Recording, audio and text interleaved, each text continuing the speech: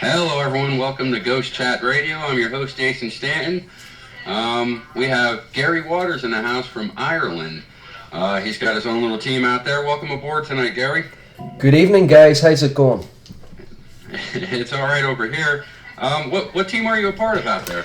We're part of a team called Ghost Searches Ireland. We've been going now for about a year and a half. Okay. And that's only for a year and a half you've been going on? How long have you been investigating? Oh, well, with myself, I've been investigating now for about 5 years. But with me this evening, I have 3 other team members with me. I have my wife, my beautiful wife, Karen Waters. Say hi, Karen. Hi, Karen. Hey, Karen. We have the one and only Anne McKinstry. Hello, how are you? Hello, how are you? And we have our tech expert with us, Michael Livingstone. Hello, guys. Hello. So that is the 4 team members we have this evening. I would also like to say the 3 other team members couldn't get down because of other commitments, work commitments. Would be Amy O'Reilly, Anne Burns, and Neil Cochran. Well, I wish they could have came, but that's all right. Work is important too. I know. That's all good. So, what got you involved in the paranormal? Well, with myself and with a lot of people, I had a lot of personal experiences when I was growing up here in a house in Ireland. I was about 11 or 12 years of age, and I lived in a little coastal town called Donaghadee. And the house that I was brought up in was over 100 years old. I experienced a lot of things growing up which I couldn't understand what was going on at the time, and it just carried on from there. Oh, that's fantastic. How old were you? I was about probably in around 10 or 11 years of age. 10 or 11. Oh, that's pretty young to be experiencing some kind of phenomenon. In my honest opinion, that could get scary, I guess you can say. It was. I couldn't understand the things that I was experiencing, what I was seeing. But as I say, the interest grew as I got older, and I joined a paranormal team about 5 years ago, another paranormal team, and it's carried on there ever since. So, where was your first types of investigations? Where have you gone? Good question. We've been all over Ireland. We've been to down to Sligo, which is Markree Castle. We've done a lot of castles, a lot of bars, pubs, and we've started actually going into cave systems as well. But we'll go anywhere where there's people that's experiencing supernatural occurrences. If they have problems, we're there to help them. Yeah. Now, we don't have a lot of castles in the States, needless to say, and there's probably a lot of other countries that don't have a lot of castles, much like they have in Ireland, I should say.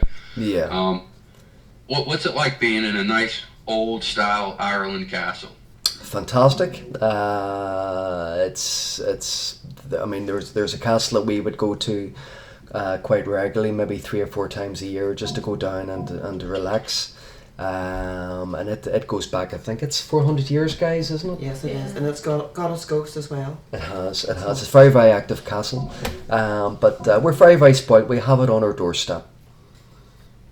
Yeah, that's awesome. That's fantastic. I would love to actually go in one of those buildings. I bet you it'd be amazing the type of evidence that you can get out of just one of those old-style castles. A lot of residual energy, I would imagine. Yep. I mean, there's so much history attached to the castles, but we always love investigating castles.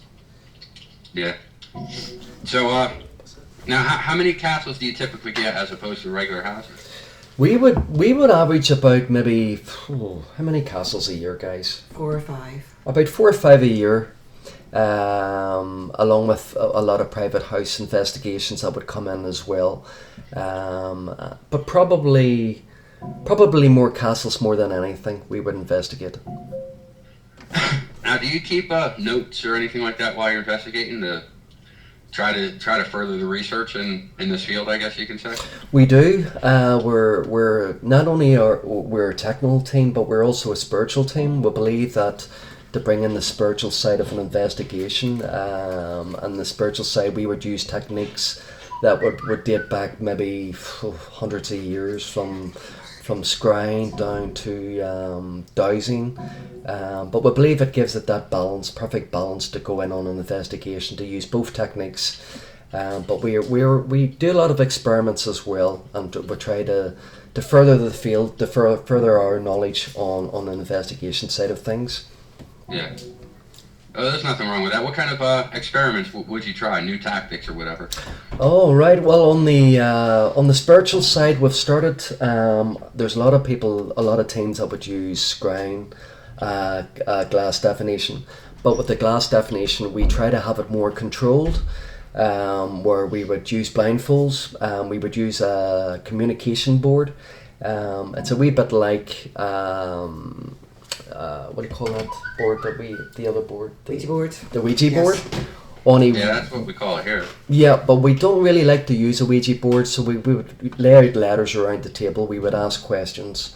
The guys would have their fingers on the glass, and we would blindfold them, so they can't see obviously where the letters are. And it's more controlled that way. It's a simple technique, but we've had some interesting experiments with that. And what kind of conclusions have you come up with by doing something such as that?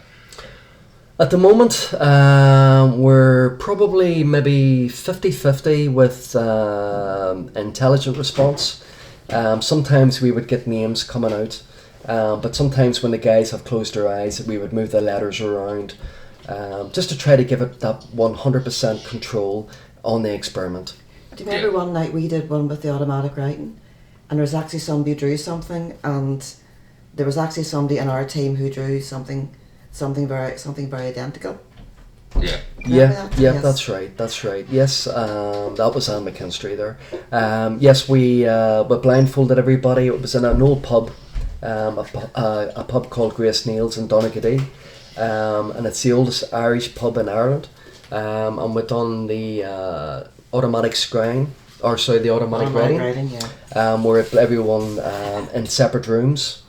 And obviously none of the team knew what we were going to talk about, so I asked, right, this is what we're going to do, we're going to try this experiment.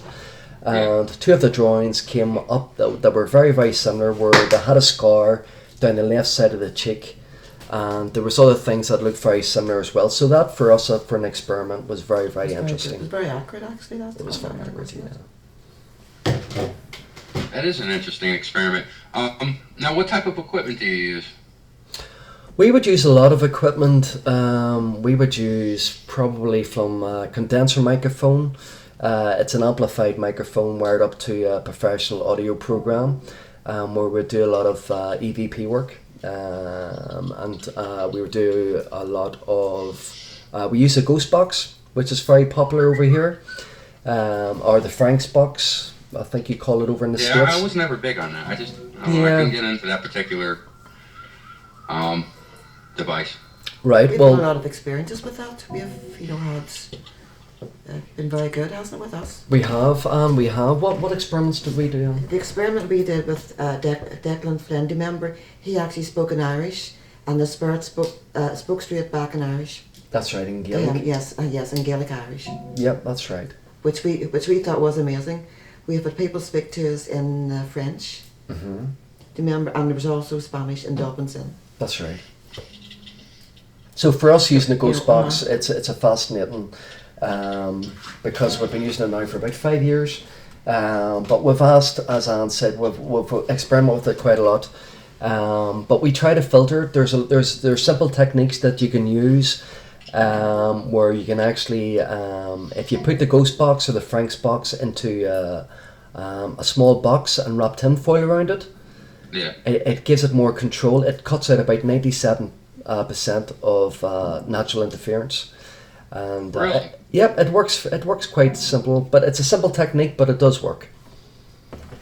PX machine. I'm going to have to definitely try that. Mm-hmm. And obviously you use EMF meters and... Yeah, we use the tri-field meters and environmental meters. Yes. We use a PX device. Okay, how does that work? It works. It works very similar to the EMF meter, but it reads the natural environment. And it's got a word processor inside it, built inside, and it instead of coming out on numbers, it reads it reads out words. So it works very similar to the Ghost box, where you'll ask a question, and sometimes, hopefully, fingers crossed, we get an intelligent response to that question. Yeah, I tried that. I tried using the PX once. I bought it, and I don't know, this is going back a couple years ago. I think I spent $160 on the damn thing or something. I got it used. And it was effective, but it still made me question what I was actually getting. Yeah. Well, it's the same with everything really on doing this subject, paranormal research. You have to we use quite a lot of the technical equipment. Michael, he's our tech expert. He will confirm that we always like to use something different if we can. Yeah. And do you use older type of equipment? You know, like compasses or pendulums or dowsing rods or what? Yes, we do, Karen. We have the dowsing. You have the dowsing rods. Do you want to say about dowsing rods? What we would do? We use dowsing rods. It's just a matter of spirit connection. Once you get your yes and no answer, that's it. You know. And dowsing with sometimes you would do the dowsing card, wouldn't you? Yeah. Sometimes I would do the odd time dice, and sometimes it doesn't always work, but sometimes you do get a good place if you're going to use your dowsing rods that it's going to take you to wherever you want the spirit to take you to. So it's like everything else is hit and miss. Do you separate your team members on particular expertise within different types of ghost hunting?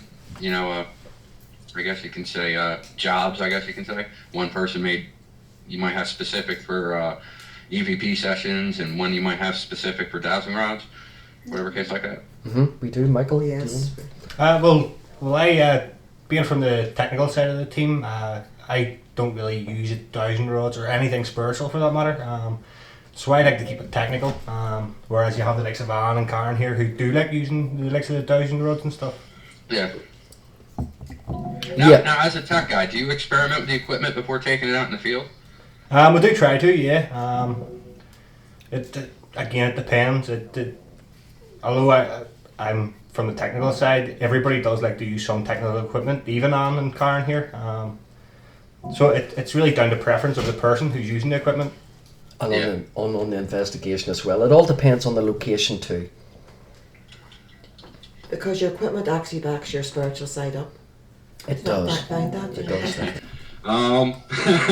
But no, in all seriousness, we're actually discussing equipment, and I wanted to get into this topic because everybody has different ways of using different equipment, and most people sit down and they say, well, my way is the best way, or my way. You always hear that a lot. It's like, all right, enough with that crap. I'm tired of hearing which is the best way, because every way can yield good results one way or another, and you can honestly learn from one team to another on which, is their way better than your way, or whatever the case is. So I'd like to start discussing this with EMF, because that's the most common device everyone has. How do you use your EMF so that it's productive for you? We have. We done a private case there about 4 months ago, where the family was experiencing a lot of paranormal or poltergeist activity about the house. Yeah. So we went into the house and we had done our baseline. We checked for high EMF around the house, natural sources, of course. And then we had started the investigation, where we'd done a seance. And we were asking questions. We were using a tri-field meter, and we every question that we were asking, we were getting a spike on the tri-field meter, which is quite unusual. So we seemed to get an intelligent response to what we were asking. Yeah. Were you moving the tri-field meter around a lot, or no? Stationary? Yep. You have to keep them stationary. A lot of people make the mistake when they're walking around. It can read off yourself, or if you move it about, it can actually affect it as well. So we find the best results is to actually set it down and like maybe a trigger object or something like that. There, it works best in that technique. Now, I also found with tri-field meters that if you build up enough static charge within your body from rubbing your feet up against the carpet or whatever the case is, that can also set it off. It does. It does. As I said, it definitely works better if you're carrying it around. It doesn't. It doesn't. It can give you false readings sometimes, but as I say, for us anyway, as a team, we always like to set it down beside a trigger object. And also in seance, we ask a response, intelligent response. Hopefully, we'll get a spike on the tri-field meter, which has worked in the past for us. Yeah. Well, as long as it works, that's all that counts. Well, that's it. That's it. You know what I mean? Now, what other EMFs do you use besides the tri-field meter? We use an environmental meter. Okay. It reads what exactly is an environmental meter? It reads vibration as well as sound as well as EMF. It's a very, very good piece of equipment. So we haven't used it very often, funny enough, because we always seem to use more of the spiritual side of techniques. But with the tri-field meter, it is a good piece of equipment for doing baselines. And it gives that wee bit extra to walk in and to get readings from certain houses. There was one case that we had done where a young girl of the house was actually having bad dreams, where she was waking up and she was having night terrors. So we were called into the room. We were called up to the house to take readings, and we'd found that her room where she was sleeping, where her bed was situated, was in between television and her hi-fi or her radio system, which was reading up off the scale. So so we'd came up with the idea: would it be best maybe to try to move the radio out of the room, or the TV, move the TV to another part of the room, and it worked. It worked. But the fact where she wasn't having any more night terrors, the EMF dropped by about 50%, and it brought closure to that case. It was a very simple debunk, but it worked. It worked. As long as it works, and apparently, obviously, the person who's having nightmares felt a lot better. Well, that's it. It was a young girl, and as I say, we're always there to help families and things. And do you remember the time, Gary, we went down to that old man, and he was actually seeing things, and when you read in the corner, and the EMF was high. Do you remember? That's right. There was another case that Anne had just said there. It was about 3 years ago, where there was an old gentleman that was experiencing night terrors, where he was waking up during the night and he was grabbing his walking stick, and he was saying that he was seeing figures above his bed, floating above his bed.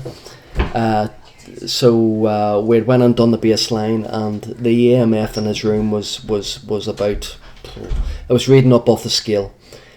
So we'd explained him about it, and we believe that he got an electrician in. Yes, hopefully he got it fixed. So hopefully that sorted that problem out for him.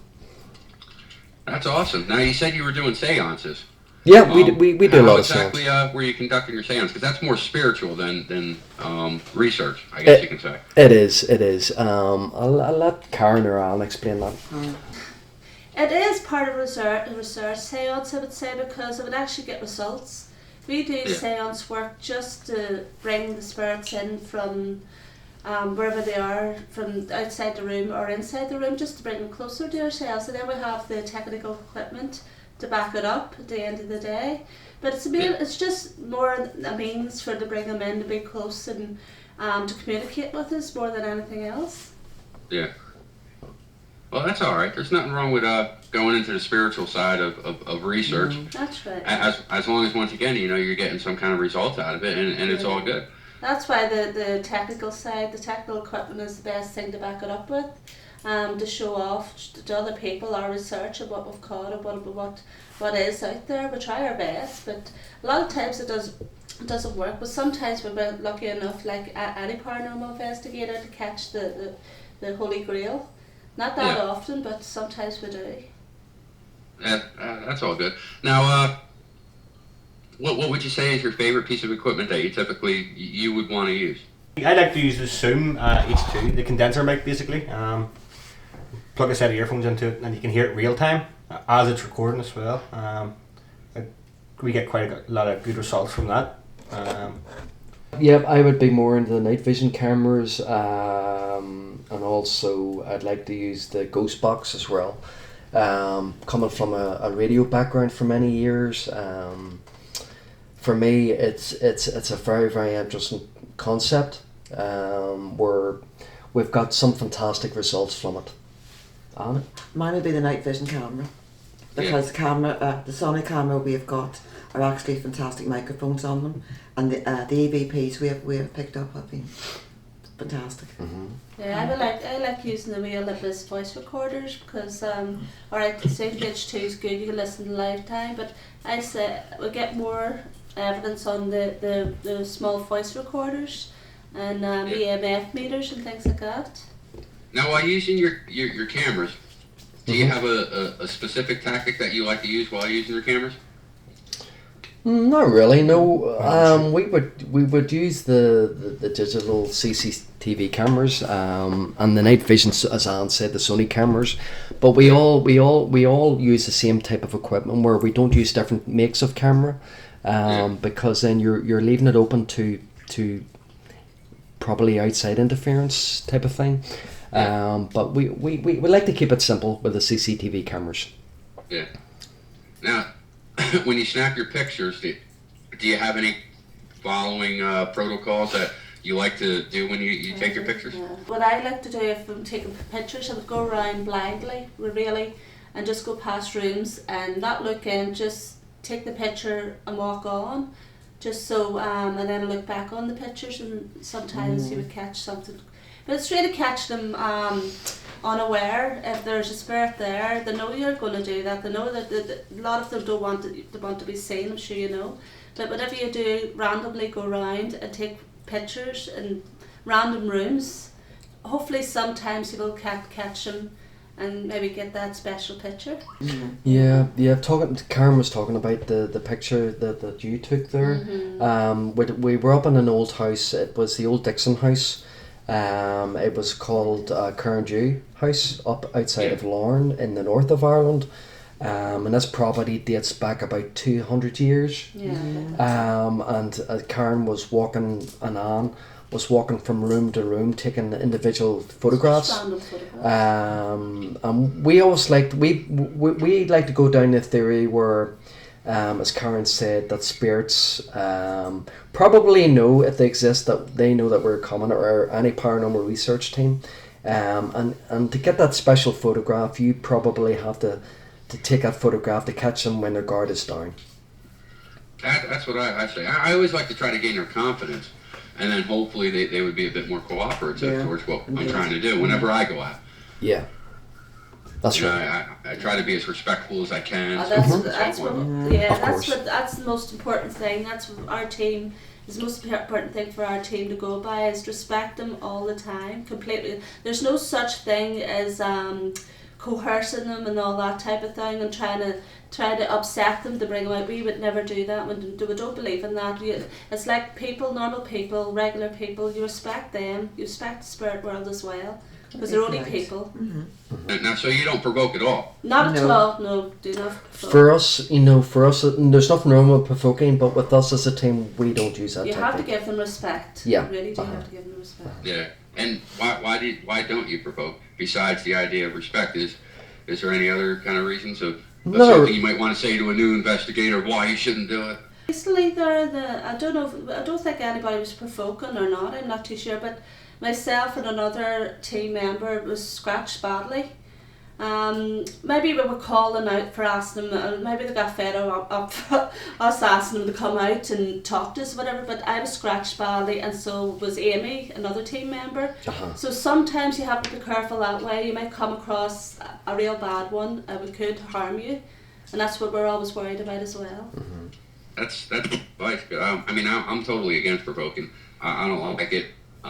I don't want to piss something off that I don't even know what the hell it is. Exactly. That's exactly what we think too. But then, that's just my opinion. That's you don't know what they're dealing with, do you? No, but the thing that we find with provoking as well is that, they were human beings once, and if you provoke, sometimes if you don't do protection properly, they could follow you home. Yeah, it certainly. What kind of protection do you use? You use charms? I don't know. We've all individual protections, we've had prayers, whatever your favourite prayer, or whatever. Sometimes just we leave would. it each individual, don't we? Yeah, we do. Yeah, do. We used to use the team protection where, well, we find that the best technique that works for everyone, for us as a team, is everyone to do their own protection. Everybody has their own beliefs, and we let them bring their own beliefs into the investigation. I have a cross tattoo on my arm. I always, I utilize that, I guess you could say. Yeah. And I think that's about all that I use as far as personal protection. I've only had one incident where I brought something home. All right. Needless to say, it wasn't nothing bad or anything, which is kind of cool. But I find it doesn't happen as often as people would think it does. Truly believe it's going to sit down and say, hey, man, I'm going to hang out with you a little bit more. Kind of like They tend to just go out of on. rehab and you're throwing crack in front of his face. Do you find sometimes we do bring them home?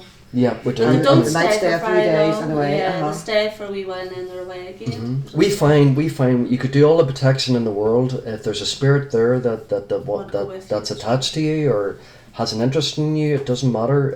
They're going to follow you home no matter what.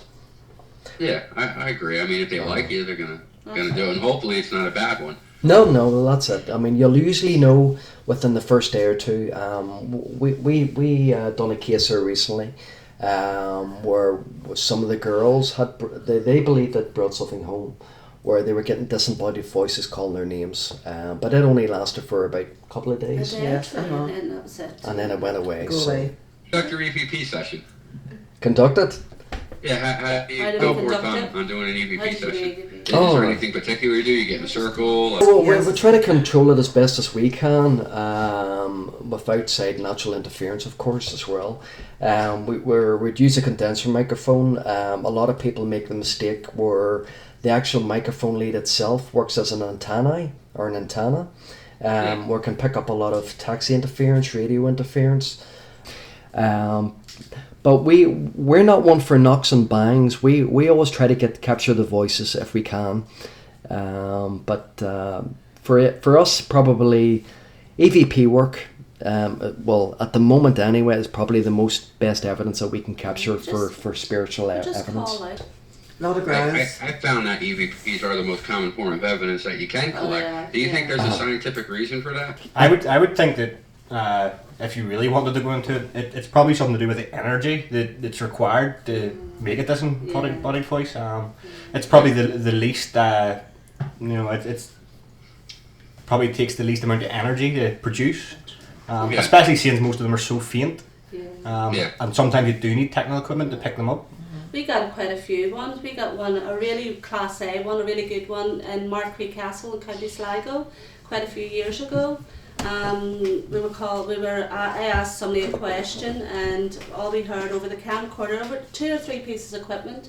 I asked somebody to go down to the bottom of the cellar and just, there was no children about in the castle or nothing else, it was just ourselves down in the bottom of the castle, and all you heard when we played the 2 to 3 different bits of equipment back, all we heard was a child going, "Oh please."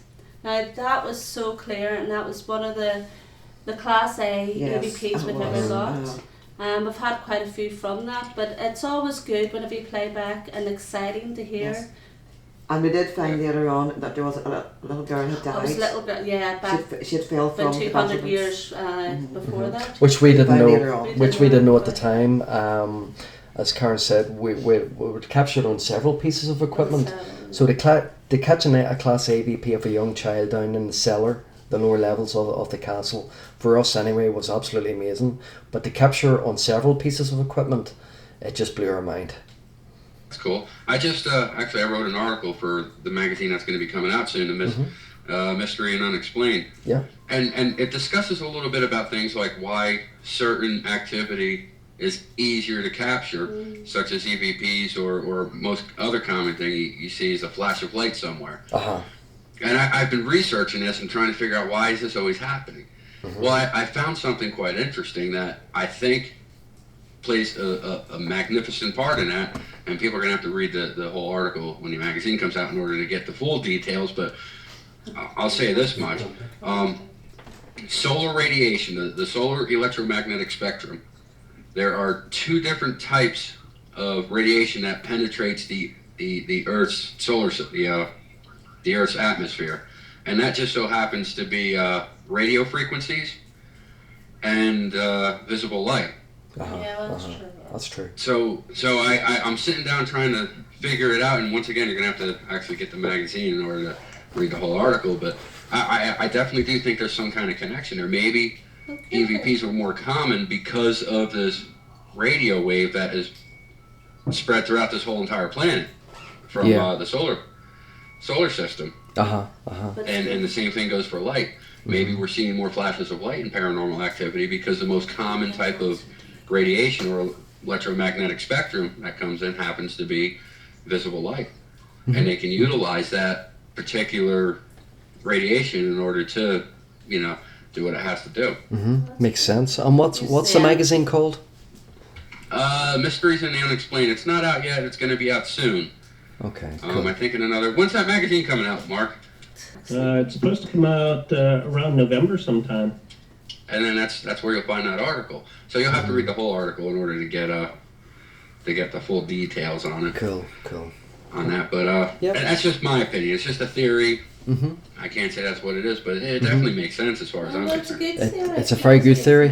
Does it it makes sense as well? Yeah. Well, they need some kind of energy from somewhere to do what they're doing. That's It right. does, and those particular types of energy just happens to be things that are commonly happening in Natural. paranormal activity. Yeah. Would you have any beliefs? I'd like to think there was a God. I don't really believe in Christianity as a whole, to be honest. I don't really believe in the Bible. I like the concept of it, but actually just not the following of it. Well, that's true. I always found I always stayed neutral when it was ghost hunting as opposed to religious beliefs or spiritual beliefs or whatever the case is, and I do that for a specific reason. But do you let your beliefs get direct you while you're ghost hunting, or direct you of proving your ideas or theories, whatever the case is? Not really, no. No, really. I I would. think there is an afterlife. Yeah. That's my belief. I really do think that when we die, we go into another life. I know. But I mean, that's me. There's other people who are different. Yeah. Well, for me, I would only bring that side into investigation when I'm doing my spiritual protection. But suppose everybody has their own beliefs. But I would be a strong believer of that. Yeah, I would. Yeah.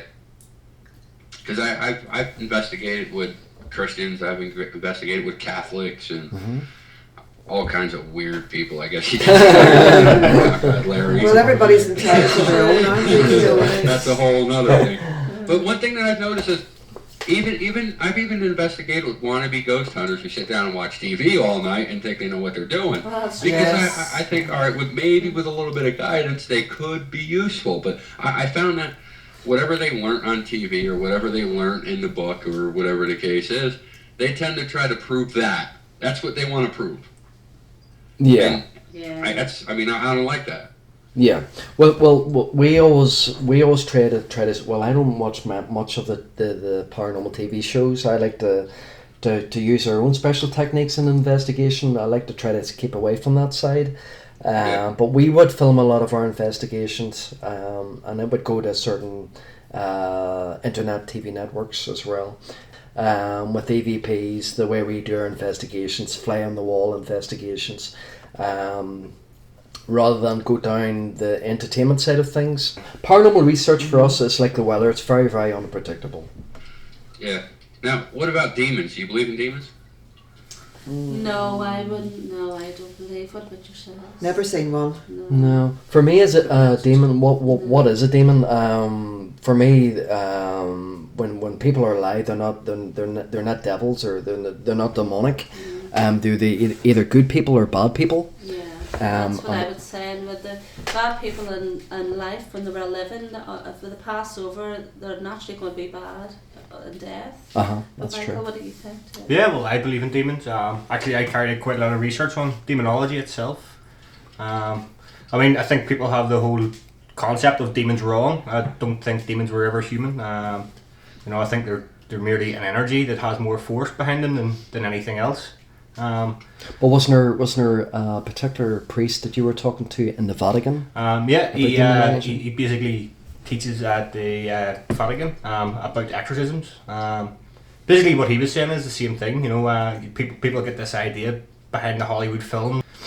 Whenever somebody's possessed by a demon or whatever, you know, their head spins around and turn green.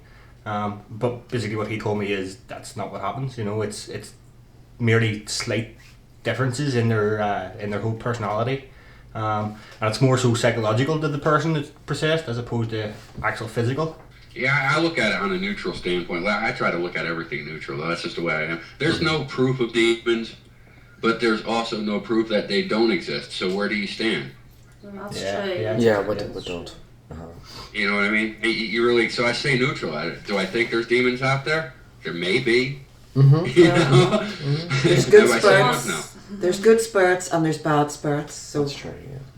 That we do know. Yep. Well, as far as investigators know, I mean, Yeah. once again, you know, there's really even no proof that spirits afterlife exists. Just there's something there. What it is, I don't know. yeah, no, that's right. But I mean, that's why I try to remain neutral, and that's why I always try to keep all my beliefs and my ideas and so forth neutral, unless I have some kind of scientific experiment I want to try to accomplish and solidify. But that's about it with that. You know, I'm a neutral guy. You know? Yeah, But yeah. we'll all find out one day. Oh, that's But true. hopefully- sure. hopefully- We would work with a lot of teams as well. We're working with a couple of teams pretty soon actually. We're going down the south of Ireland. We're going to a place called Duckett's Grove. And we always see what we find as a team is that we learn a lot from working with other teams, that things that we wouldn't, you know, we would learn from their techniques and they would probably learn from our techniques as well. Yeah. Now, what kind of residential cases have you gone into? Well, one of the most recent ones was we were called into a house up in Belfast, i.e. Stuff being moved around the house to where the lady of the house believed that she was being attacked by an invisible entity, and sexually attacked as well. And because there was children involved, we acted within 48 hours. So we went up, we done our baseline, we went for the initial interview, and then within 48 hours of the interview, we were up investigating the house. Now, for me, I like to do paranormal research. Myself personally, I'm quite open-minded. But when we arrived at the house, we had just set up the equipment and we were having a chat in the living room. And what I had seen anyway was one of the investigators was sitting down on the chair, and there was a metal car or a small little toy car sitting on the top of the chair, and it flew up off the chair and hit the window with force, where the fact it almost smashed the window.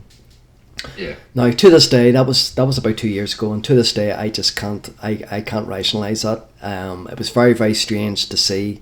And I always try to be as rational as I could, but it verified that the people that were experiencing the poltergeist activity, to actually see it myself was for me was quite phenomenal. But there was other things that led onto the investigation where they believed that there was a attachment to a rocking chair, which was up in the attic. And we'd done a vigil up in the attic, and we were getting a lot of strange light anomalies. So basically what would finish the investigation is we thought, after doing the research and did after 2 weeks, we thought, right, let's get this chair, let's burn the chair.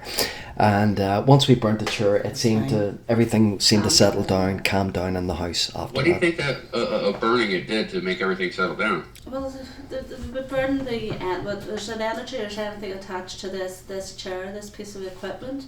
It's partly believed by some people, if you destroy whatever it is attached to, be a chair or a piece of clothing or anything at all, if you destroy that, the energy will leave that and go off somewhere else. You can't really destroy the actual, if it's attached by a spirit or an energy, you can't actually destroy that, but it would move on off to wherever else they want to go. So once that item's destroyed, then there's nothing to be attached to.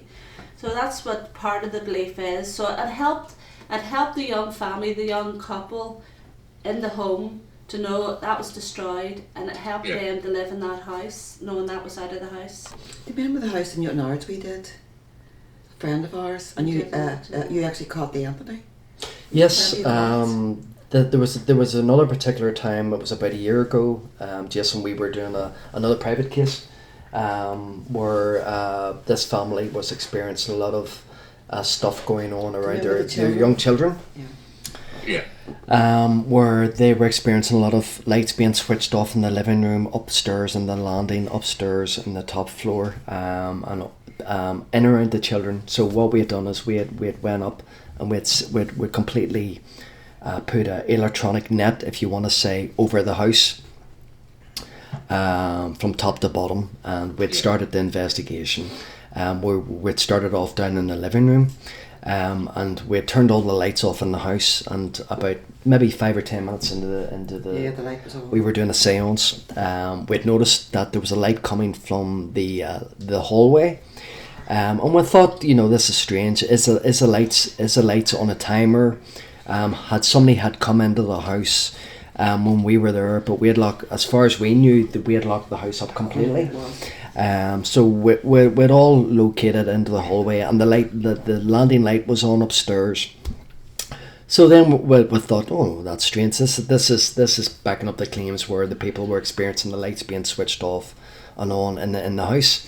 So then we proceeded upstairs with 2 other investigators, and on the top floor, when we had just turned the light off, we'd seemed to have picked up what looks like, it looks like an entity had walked into one of the rooms off the tops of where the children were staying. But we didn't actually see it at the time, but when we played back an analysis review, we'd caught this, what looks like an entity. And for us to capture that was fascinating. Yeah. Now, I've heard you use the term poltergeist a few times tonight. Yeah. What exactly is a poltergeist in your... Well, a poltergeist is... Or whatever you want to consider. It's a German word for a noisy ghost that moves things. It's a bit like Alport and Deport, where it moves things about the house. But then there's a lot of people, there's a lot of things in history with being poltergeists, that things are actually been thrown across a room in front of them and moved across a room in front of them. So it can be a very scary thing to witness. Yeah, it can be. For a family to see that, to see stuff being moved about, I'm sure it's quite frightening. And I'd actually seen it myself personally, so for me, as I say, I can't rationalise that.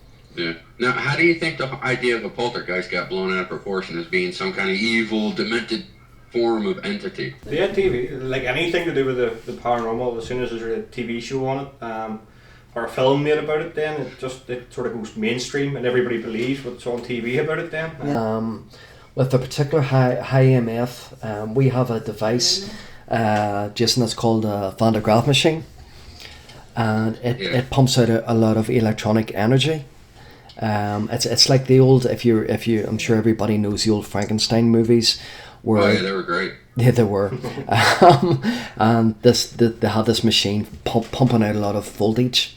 Yeah. But we've experimented with this device where if you can actually hang an object from the Van de Graaff machine, like a chain of some sort or anything at all, after a particular amount of energy can actually move that. If there's a high enough EMF or electric field, can actually move objects. If you think about electricity, let's just say, for example, we'll just look at the static electricity, because it's probably the weakest form of electricity anybody can ever endure. You touched a ball that makes your hair stand up. That's all static electricity. That's right. All right, so if something has low formed current, I guess you can say, like static electricity, can make your hair stand up. If you have something like a high EMF, I mean extremely high, just being pulsated out of one device, I'm sure it could move an object or push something somewhere. It's mainly for if we're in a room if there's spirits there or spirit there, hopefully we go on the onus is that they can use the energy from that Van de Graaff to maybe do something, move something or show themselves. But that's a theory behind why we use the Van de Graaff. For the energy, more for them to use than anything else. So have you ever, thought about things like that to debunk claims of activity. Like the time with the family was the young girl was experiencing night terrors. We were able to debunk that. Yeah. That was Because it was high EMF. just high in the EMF that room was between causing the her night television terrors. and yeah. Yeah. So yeah, we do definitely. It helps. I It mean, helps. there's lots of things are not paranormal. No. We'd find You know what I mean? probably 75% of stuff that we would find isn't paranormal. It's a natural source. Yeah, I agree with that 100%. I don't know why. I in all honesty, I would think that we would find more paranormal activity than what we do find, but sadly we don't. You know, Jason, it's like the old story where somebody takes a photograph and there's mist, and you find the mist. If it's a frosty night, it's their breath. They could be smoking cigarettes, Yeah. and then they put it up and say, "Oh, look, we got this mist." Yeah. And it's not. Yeah, we find out with a It's lot not- of it's paranormal not. shows. I'm sure you know yourself, Jason, been in the field for quite a few years. Where it would be more substantial if somebody had caught a mist when they're not actually standing behind the camera. Yeah. And we find my son, who doesn't smoke, was at a party one night and he took a few photographs and he had posted up on a social network where a lot of people were seeing this ghostly mist. But it was actually his breath that was captured by the light of the camera that looked like this, created this paranormal mist. But it was such a simple, natural thing to happen. For us as investigators, we knew straight away what it was. It's a bit like the orb story, isn't it? But yeah, it's a bit like It the is. orbs as well. Yeah. I don't like orbs, and not that No. I don't think a energy orb exists. It's just that they're too controversial in this field. They are How can you big, decipher what's a real orb and an energy orb and what's not? Yeah, that's true. Yeah. When it comes down to, I guess, research, you could be, trying to tear apart an orb to solidify, well, not solidify, but for science reasons or whatever the case is, and what you're tearing apart could be a dust orb or something else. Or you could be debunking an orb that just happens to be an energy orb. I mean, you don't know, it's just too controversial when it comes to orbs, and It is. that's why I don't like them. I think the energy orbs are just very, very, very light. They're very bright and they're very light. But we find too, whenever we get people posting orbs on the site, our website and things, and on the Facebook pages, and as you said, it's very hard to decipher the energy orbs to the dust, the insects and the moisture and things like that. But you tend to, whenever you try to say or give your opinion, you tend to upset a lot of people. So as you said, it is controversial, and we try to stay clear, more away from that, because people are excited, and even if it is just natural, they're excited, think they've caught a spirit. That's right. And if you say, well, you give your opinion, we'll say maybe that's a piece of dust, or as I say, the insect or moisture or whatever else, that really upsets them and offends them. And that's what I say, we try to stay mostly away from giving our opinions on our sites and on Facebook about orbs and things. Yeah. It's hard. I get a lot of people, they send me pictures or they send me audio clips or whatever, Yes. and it's hard to try to, I guess you can say, give an honest opinion considering you weren't even there at the investigation. That's it. Yeah, No, Yeah, it is. that's true. That's right. So That's how true. can you give a 100% accurate? But they send me orbs or whatever, and I look at it, and I've got to compile in my hard drive. I got thousands of different types of natural caused orbs. Yes. Thousands of them, and I use those for comparisons. I can look at it and say that could be that, or that's that, or so forth and so on. And then they send me orb pics, and it happens at least once a day. I get a picture. I say, no, that's not a ghost. Yeah. And they do. They get pissed off at me. They're That's like, it, they do. you don't know what you're talking about. We get that as well. You're the wrong one. Yeah. And I'm sorry I got to burst people's bubble. That's Yeah. it. Well, at least you're honest. Yeah, you're being honest. We find with the orbs, and you know yourself, and a lot of people out there do know that is a natural element. Where if it's a perfect circle, if you actually zoom in, people are with the pixelation and things, they're seeing matrix, and where they're seeing faces or a face of Elvis Presley. Or if you walk outside and you see a cloud in the sky, automatically you're seeing See animals. animals elephants, or your that type of best thing. friend that's passed over. But we always, when we see an orb, well, I mean, it's not scientifically proven 100% that when digital cameras came out, that all these fascinating orbs or spirit lights were captured on camera or film. But were the fact that what we like to find is if it doesn't come in as a circle, where if it comes in like a shape of an arm or a leg or a head, then that would capture our attention. How important do you think learning history on a particular building is, and why? The history's Yeah. good, but what too many people do, they don't. The paranormal must fit into the history. The history doesn't fit into the paranormal. Do you understand that? Yeah. Yes. No, It's we don't. interesting. Where do you go to dig up your history? Here we go to, we'll go to a library, whatever the case is. Yeah. What do you have? What kind of connections do you have over Well, it's the there? internet connection, isn't it? Or Yeah, but we recently we used to base our research on the internet, but a lot of stuff that goes on the internet can actually be falsified or not true. So we would actually go to the actual client of the building or the property that we're researching, and we would ask them the history of it themselves. How many times have you learned, like, let's say you get called into a case, and they tell you, this is where it is, so forth and so on. These are the things that people that have lived here. So you go ahead and you dig up all kinds of names, information. How many people died there? Mm-hmm. How many times have you gone into a house and actually came in contact with an entity that was in that name? What was in that list of names that you got?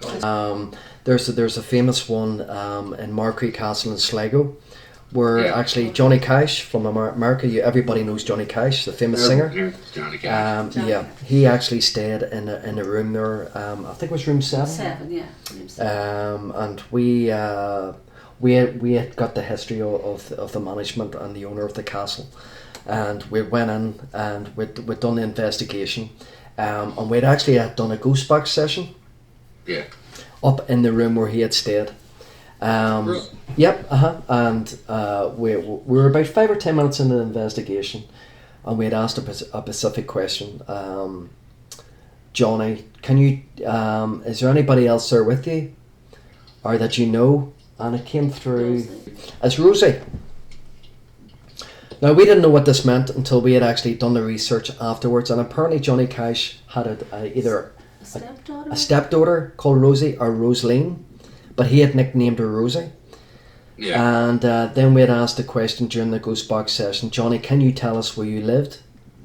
And it came through as well. What was the name it came through? Cleveland? Ohio. Yeah. It came through as Cleveland. And there again, we didn't know what this meant. But there again, we had done our research, and apparently Johnny had came or lived in Cleveland, Ohio. And then we had asked Johnny, can you say one of your songs? And he came through and he had said Ring of Fire. Really? Ring of Fire? Yeah. I had asked the question, Johnny, can you say Hell Yeah? And straight away, with an American, very, very strong American accent, it came through. Yeah. Hell yeah. Hell yeah, just like that? Just like that. And we actually have it We all on witnessed we it. have it on our website as well, if anybody wants to go on our website and check it out later on. See that? Even in death, America isn't the place to be. It is. Not be in Ireland. Ghost Searchers Ireland. And so far they sound like a fantastic team, and if I ever go to Ireland, I'm definitely going to hook up with them and see how they work over there. But Cool. that's a whole another story. It's the last almost half hour, down to almost the last half hour. We're just going to shoot the shit, I guess you can say, and just have a little bit of fun. Yeah. Sounds good. We basically discussed a lot. We had discussions on equipment and beliefs and so forth and so on. I'd like to talk about some of the evidence that you have captured. What do you think is the most compelling thing that you've ever gotten? There's a particular house, well known down in the middle of Ireland. It's a small town called Newry. And it's well known down there as a residents that live down there, called the Ghost House. Yeah. So we have full access to go in there. So at the moment we've done quite a few investigations there, haven't we? Yes, we have. And it was about a year ago. It was the first night that we had ever used the Van de Graaff machine. Where the history attached to this building. Apparently back in the 1980s, there was a family that had lived there that had moved over from England. And had moved into this property. It's an old farmhouse. Yeah.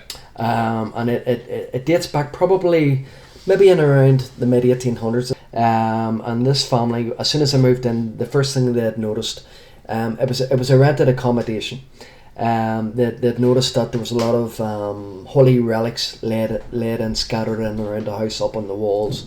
So what they'd done is, with them not being a religious type or people, that took all the holy relics down off the walls. Yeah. And as soon as they'd done that, things started to kick off. Where they were experiencing a lot of stuff being moved around the house, to the point where they couldn't sleep at night. And the fact where they'd had to bring in a priest to try to do a house clearing, to try to get this spirit or entity remove it from the house. Yeah. But this didn't work, and it actually made it worse, to the fact where they got up during the night and they fled with the clothes on their back, and they never returned. And this was back in the 1980s, and since then the house has laid vacant. So we were called in to do a thorough investigation, and it's still ongoing at the minute. We'd set up the Van de Graaff machine on the first night. There hasn't been any electricity in this house for the last 20 plus years, and we'd let this device run for about 2 hours. We'd filled the house full of electricity. Yeah. So after letting it run for 2 hours, we went in to do the investigation. It was just myself and a cameraman, and we were doing we were going into all the rooms, checking them all out, and we were at the bottom of the stairs, just coming out of the living quarters. Where I was using just your normal standard camcorder with night shot or night vision, and we'd seemingly have caught what looks like a face appear at the front door. Right, I think the best one we ever did was Rich Hill Castle, where we as a team one night we did table tipping. Now this was a big mahogany table, and it was heavy. The table actually went over on its side, and we had the most fantastic night. It went from one side of the room to the other side and back and round in circles. Do you remember that night, Gary? Where a lot of people stand around the table, they connect hands, drawing up the energies. It's a bit like seance. Mm-hmm. But this particular night we had decided to try to experiment where instead of having two hands on the table, yes, we had one finger, one finger on a heavy table. The table and this table tilted over. Yeah, this table had heavy metal legs and actually had tipped up on its legs, and it nearly had tipped over just by putting one finger. There was only about 5 or 6 investigators around the table, and for that table to lift up with just having one finger on the table. We had the best night, hadn't we? It was a great night. Was fascinating. The best experience I've had was actually at a social weekend. Myself and the rest of the team went down to Ross Castle. And after lights out and everybody went to bed, myself and another team member decided we were sleeping in the living room. So we left the TV on, the fire lit, we were lying there sleeping. I was lying on like a sofa type thing. And every time I went to drift off to sleep, there was a bright flash in the room, and then you could actually feel static around you, and the TV went off. This happened maybe 5 or 6 times during the night. Now, the other team members were awake the whole time it was happening as well, so it didn't just happen to me. And that was probably the freakiest thing that I've ever experienced. Well, I will go back to what you've just said there about the ghost house. I would say the first time I've ever seen, and that's been the first time and really the last time so far, would be the apparition and going up the hall. Because you have the wee laser grid up, maybe from the kitchen, you have laser grid pointing up the hall. Myself, all of us were around the table doing a wee bit of science work, and myself and 2 or 3 other teammates actually seen something coming through from the corner of the kitchen, and in the laser grid, walking out, turning and walking up the hall. You actually seen the motion of the legs walk. The rest of the teammates, they actually seen him from the head down, but I only really seen him from the waist down. But I actually can see the legs walking up the hall. Now that astounded me to this day. I'm over the moon that I seen that. And that's only one time I've ever seen an apparition as such. I've seen plenty of shadows starting about certain places, but that was amazing for me. Have you ever gone on an investigation and literally was scared shitless? We had went to a location down in Newry, and we were doing an investigation where I was down at a hallway setting up a camera, night vision camera. One of the team, my wife had a torch lighting on me, but the way she had said it was, oh look, we were all saying because you look creepy standing at the bottom of the hall, but she thought there was something. Yeah, I actually thought there was something standing behind me, and of course I ran like a big girl. I run down the hallway like a big girl's blouse, screaming and yelling. And you think doing this for so many years, you adapt to environments and things, but I can tell you my hackles had went up that night. The library in Charleville Castle. Do you remember you were sitting with your back to the door one night, and something just pushed the door closed and just snipped? Do you remember the door just snipped, and you said, "Oh, I don't like sitting with my back to this." Do you remember? Yeah, that's right. That wasn't nice that night. Castle for me that Ross time. Castle, yeah.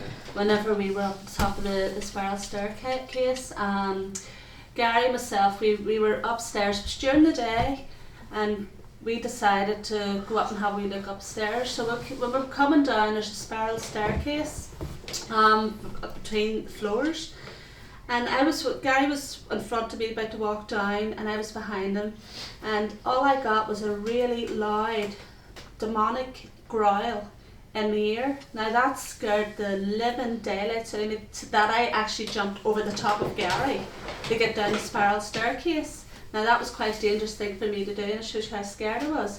But also that evening, that night, a couple of years prior to that, Gary and I was going to the very top of the castle, the tower, which to a room we were staying in called Slasher's Room. And we were going up the stairs, and all of a sudden we heard, well, Gary heard it and I heard it, but it scared me because we only just started getting into the paranormal, started at the first time team, and we heard a girl behind us going aha, but it was like quite low. So we went up round the stairs, and Gary says, "Did you hear that?" I says, "No, but I did hear, but didn't like to say." But then we went up round again, and we got it really loud this time. There's another guy was with us, so when all you heard was really loud, you'd heard aha. Yes, I did, and I burst into tears because it scared me that much that we had to go right back down and stay downstairs, and that was quite scary. And we were only into the paranormal. Now, what kind of fun things do you do during investigation? Every team has fun. They try to, at least. What kind of things do you do during Would that be drinking? Would that be with people or But whatever the case is? We've made our own wee films, wee sort of jokey films, haven't we? We have, yes. I thought you were talking about maybe drinking Guinness there for a second. Oh, we have. We make a lot of funny films. We would take spoofs out of particular TV programs, Father Ted. Yeah. like Father Ted. Yeah. Also Taps in America. Yeah. And we've took a spoof or a funny film out of also Most Haunted, which used to be shown here in the UK. But we do like to have a bit of fun in the paranormal. I think that's very, very important. And then we go out in afternoons when we're down at Ross, don't we? Go out in afternoons around all the ruins and. Yep, there was one day we went down to Ross Castle. We had a social day out, and we ended up taking boats out onto the lake. And we nearly got lost on a couple of occasions where some of us got caught up in vines or reefs. Ain't nothing wrong with that. No. The most fun I ever had was one night when I had tacos. That was a pretty fun night. Oh, I bet it was. Sure, that was paranormal, that. Yeah. Mine was having a tin of beans. There you go. That's some poltergeist activity right there. That'll Definitely, be most smart, certainly. Yep. It's amazing what a match can do. Well, that's all good. Yeah. I've had times where I used to carry around a little water pistol with me. Oh. And I'd have people like walk in front of me, and I'd shoot them in the back of the head. Oh, why not? Just here and there, you know, like, what's that? What was that? Uh-huh. Yeah. It's freaking man. Yeah, no. Like, I think it's important too when we would do the odd public of Ghost event maybe once or twice a year, and I think it's important to bring the fun element into it as well. To try not to scare. We're not in it to scare people. We're in it to let them experience what we experience. Yeah. But we also like to bring the fun element into it as well. I also found too that while you're out having fun, like squirting people in the head with, work. As you do. It eases the tension within the house, and you get more activity that way. Oh, you do. Oh, You yeah. find that when we're talking and carrying on, having a laugh, you find a lot happens around us, don't you? I think I'm gonna ask one more question before we cut to our last break for the evening. Psychics, do you like them or no? Some of them's good, some of them's not. I think there's too many fakes now. Let's just give the whole thing a bad name. So it has. The jury's out of me. I'm not too sure whether they are or they're not, but I would be quite inclined. There's quite a good lot out there are genuine enough. Oh, I there's would a lot, say that there's a few as Michael good. said, there's a lot of fakes out there giving the genuine ones bad name. Because I'm not a medium myself or a psychic, I can't really answer that question. But I'm sure there is people out there with a natural ability that can't contact the spirit world. Yeah. I'm sure there's some fantastic mediums out there as well. And I don't like to call people fake when I personally myself don't understand really I what agree with that. mediumship's You're about. very much like me, neutral. Yeah, exactly. But on investigations, we haven't really used them as yet. No. Because probably we haven't got round to two, but we probably will in the near future. It becomes what the mediums show them. It does. Why Yes. be a paranormal investigator when you bring out a medium? That's true, because you're basing your Yes, findings you are. on what the medium says instead of what the investigators do. That could propose as an issue, but if you try to remain, if you do your job, you're the scientist, you're the researcher. That's right. And you let the medium guide you, and then you document the guidance. That could solidify it a little bit better if you can use it that way. Of course. I try to look at psychics like I do orbs. Exactly. Yeah. Do I think there's psychics out there? Sure. But it seems like nowadays every female I come into is a psychic. I That's know, true. which is a shame because a lot of the, it doesn't do justice with a lot of the TV shows that are on at the minute as well with psychics and mediums, where people are actually purchasing tarot cards on the internet and all of a sudden they can read tarot cards. It doesn't work like that. You have to have that natural ability brought into you from an early age to have. I'm not a believer in that. If I had a natural ability and I was there to help people, I would help them without taking any money at all. But Well, not I think that it's wrong. everybody has a natural ability to tune into that sixth sense. It's Exactly. just whether or not if you want to. Or, Exactly. But I want to discuss evidence review. Which one doesn't want to do it? We all do it. Yeah, we all as a team we all like to do it. You all like to do it? Are you lying? No, We no. enjoy it. No, we do. We like to share it around. It's very, very enjoyable. I enjoy doing it. I like to sit down with my cup of coffee. Yes. Oh yes, I do. The camera, especially night vision. Night vision cameras. Yes, I do. Okay. Oh, I do, because sometimes whenever you catch something, that special stuff, something, be it EVP or anything like that, it's really good. It's really exciting.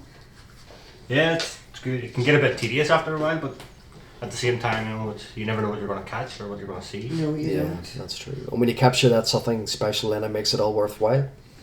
It definitely does make it all worthwhile. And Yeah. half the times you don't capture nothing, and you're just hoping to lie about one of them. It's like, all right, that's got to be it. I didn't stand around here for 4 days listening to this crap just to get.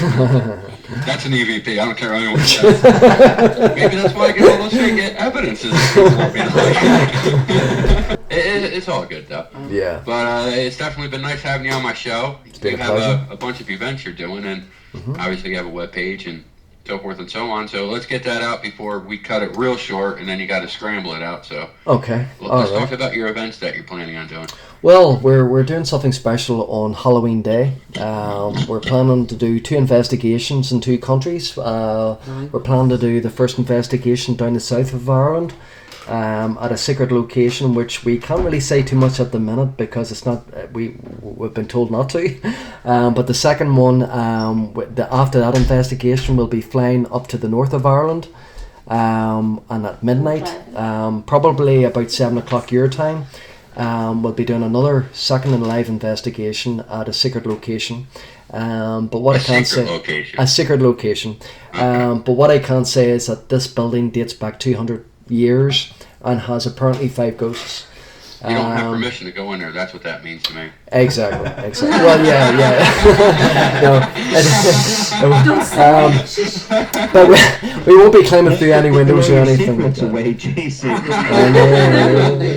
I'm not gonna lie. Every paranormal investigator, researcher, ghost hunter, I don't care who you are. If you see a building with a door open, you're going in it. Exactly. Funny Am I enough, we right? actually Am done I saying that. anything wrong? No, there's I don't nothing. care if people sit down and they want to say, "Oh, well, we get permission on every." No, you don't. You're full of shit. You're lying. Yeah, I like we like your theories. I just speak the truth. Oh well, yeah, that's good. His bad habits. We'll try not to. We'll try not to. So as I say, we'll be streaming this through on Anlar Television. It's an internet TV network down the south of Ireland, and they'll be streaming it live. So we're pretty excited about that. Yeah. That sounds like a lot of work for one day, to be honest with It you. is. We'll be in bed It for a is. week. Yep, and I think we'll all need to take a holiday after that. But we're all looking forward to it. It's a challenge, and we're basically up for it. And what's your webpage and all that other good stuff? The website, you can log on to our website through www.ghostsearchersireland.com. We also have 3 Facebook pages. We have Ghost Searchers Ireland, and we have Ghost Searchers Haunted Ireland. And I believe my wife had just opened up a Twitter account there the other day, which is Ghost Searchers Ireland. Ghost Searchers Ireland, Haunted Ireland. Haunted Ireland. I don't mean to make fun of your accent, but when you say ghost, it's funny as hell. I'm not gonna lie. I know. But that's basically what we do. We like to keep it simple, but that's what we're trying to research, and it's for us. It's a fantastic subject, and we love doing it. We're very, very passionate about what we do. Yeah, that's all good. There's nothing wrong with that at all. No. Well, if there was something wrong with it, I probably wouldn't be online doing a radio show. Yeah. Oh, and we're also doing we do the odd public event. We're also doing one in February next year, in a place called Ballydugan Mill. Down in Doogie Mill. Ballydugan Mill. It's down in Downpatrick. And it's a fantastic place. We've been there before. We've investigated it. So anyone that comes along is going to have a fantastic night. Oh, that's fantastic. Mm-hmm. I wish I was in Ireland because I definitely want to join in on that kind of fun and activity. Cool. Well, anytime you're over, certainly look us up, and we'll bring you to some of the fantastic locations that we have over here. Well, I got to get a passport before I go to Ireland. I got family in Ireland. Passports are very hard to come by, believe me. We only got one there recently, and it was an absolute nightmare. Oh, now, how far do you branch out for your investigations? From the tip of Ireland down to the bottom of Ireland. We'll go anywhere, and we're also looking to go further afield next year. We're looking at maybe doing a couple of field trip events over to England and possibly Scotland as well. Yeah. Well, I actually have a sister team out in England of my personal team. Maybe you can hook up with her and let her tag along with you. That would be fantastic. Fantastic, yeah. And we're also, Michael's just pointed out, we're also looking at maybe going into Germany. Germany? I got family in Germany too. Wow, you've got a big family. Well, I'm actually a mutt. I'm a typical American mutt. I'm German, Irish. I just recently found out I got family in the United Kingdom as well. And I'm also Native Indian. I'm a pot-smoking drunk.